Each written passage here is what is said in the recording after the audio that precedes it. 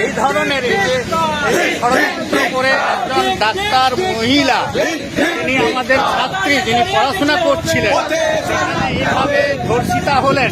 এবং এটা যেমন শুধু ভারতবর্ষের মানুষ না, শুধু আদিবাসী মানুষ না, প্রত্যেক শ্রেণীর মানুষকে নাড়া দিয়েছে।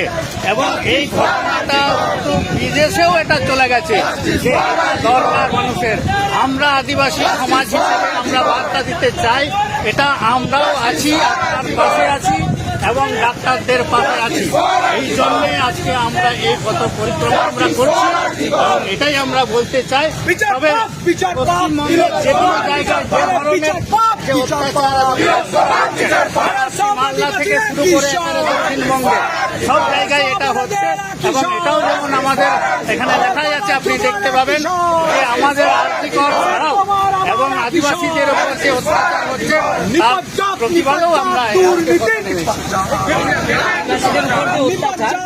এগুলো তো অত মিডিয়ায় আসে না।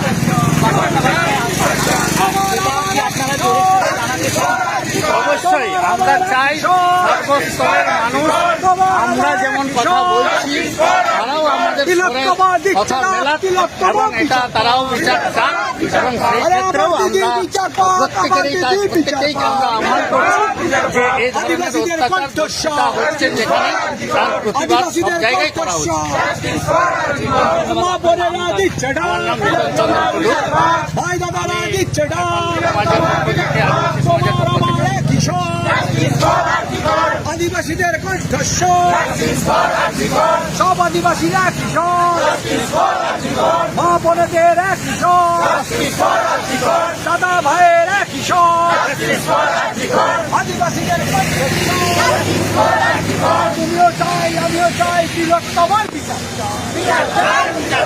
তুমিও চাই, আমিও চাই, তিলোত্তমার বিচার চাই।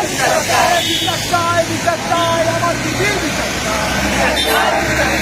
বিচার চাই, বিচার চাই, আমার দিদির বিচার চাই। নাম তো হবে বিচার